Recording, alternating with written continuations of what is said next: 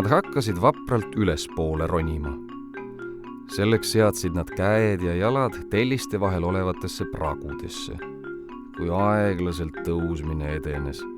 Nad rühkisid tellis haaval ülespoole, kuid neid astmeid oli veel nii palju ees. Kas hakkame juba üles jõudma? Oleme juba peaaegu kohal. Korstnapühkija tõstis ja upitas karjatüdrukut, toetas teda ja näitas, kuhu tal kõige parem on oma jalakesi asetada. Niimoodi teineteist toetades jõudsid nad üles korstnaservale ja istusid sellele, sest nad olid tõesti väsinud ja seda võisid nad olla küll. Taevas oma tähtedega oli nende kohal ja linn katustega nende all. Nad nägid õige kaugele ümberringi. Karjatüdruk vaatas alla ja sai aru, kui kõrgele nad olid tõusnud. Ta oli alati arvanud, et kummud, kus nad seisid, on kõrge paik, aga see ei saanud katuse ligigi. Mina ei osanud seda arvatagi. See, mida sa praegu näed, on kõigest killuke kogu maailmast. Karjatüdruk pidas seda kõike väga kauniks. Nii nad seal siis istusid. Kahekesi, katuse serval, hoidsid teineteisel ümbert kinni ja silmitsesid maailma.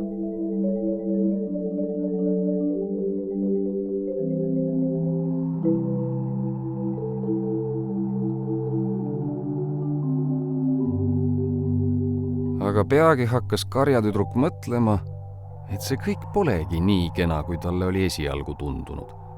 Ta hakkas juba väheke kartma.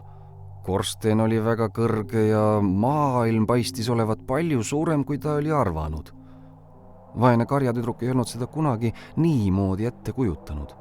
Ta nõjatas peakese oma korstnapühkija najale ja puhkes taas nutma. Ma vist kardan. Natuke.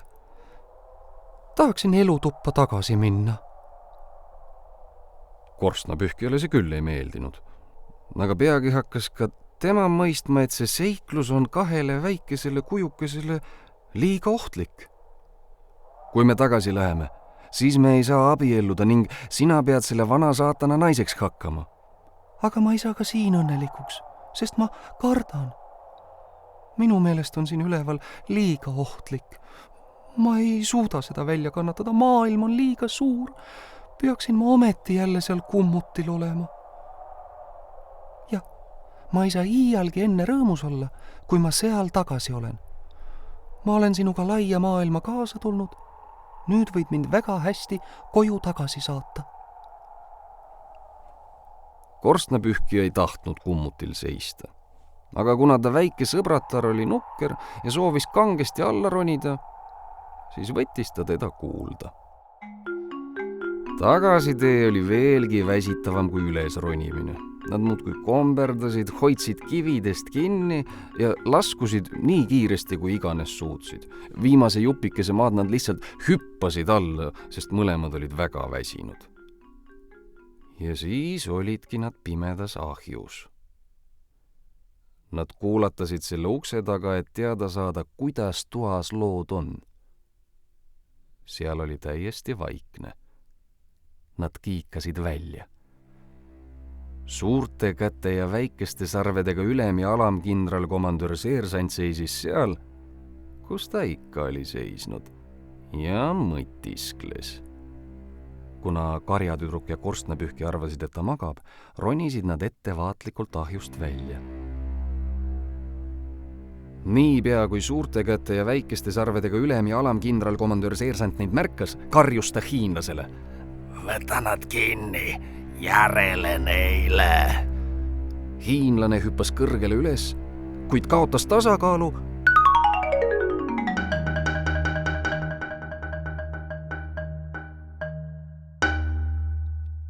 ja kukkus puruks. Väike karjatüdruk hakkas seepeale nutma. See on hirmus. Vanaisa on puruks kukkunud ja meie oleme selles süüdi, seda ei suuda ma iialgi üle elada. ainult korstnapühkija teadis, mida teha. Ära muretse, me liimime tükid kokku ja ta näeb siis sama kena välja nagu ennegi. Korstnapühkija korjaski tükid üles ja hakkas hiinlast kokku panema.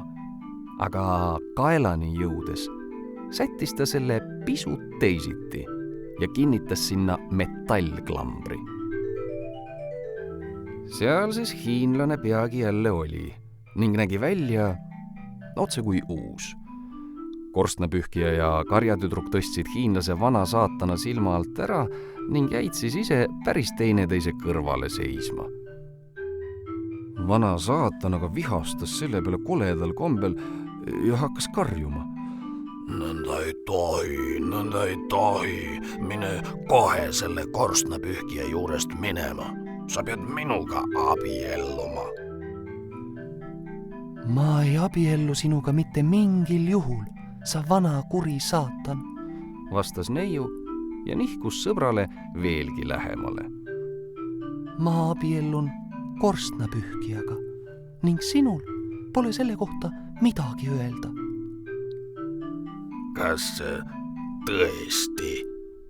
Imestas saatan ja küsis hiinlaselt. Kas ma abiellun karjatüdrukuga? Hiinlane ei noogutanud. Saatan küsis sedasama temalt veel kord. Kas ma abiellun karjatüdrukuga? Kuid kuju pea jäi paigale. Metallklamber tema kaelas hoidis pead kinni, ta ei saanud enam noogutada. Vana saatan mõistis, et nüüd ei saa ta enam kauni karjatüdrukuga abielluda. Tema ainus sõber, vana hiinlane, polnud sellega nõus. Keegi ei sallinud teda.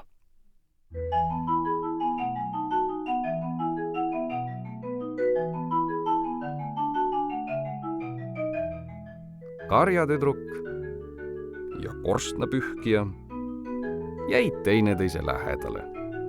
Nad mõlemad olid väga rõõmsad, sest vana saatan ei tülitanud neid enam. No, kaugemale me ei jõudnudki, ütles korstnapühkija. Kogu see vaev oleks võinud meil sama hästi kui nägemata jääda.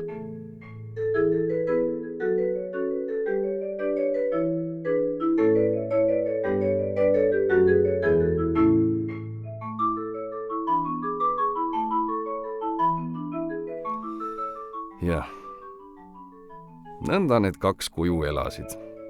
Kaua ja õnnelikult, kuni keegi nende otsa põrkas ja mõlemad peenikesteks kildudeks purustas. Aga selleks ajaks olid nad tõepoolest väga vanaks saanud.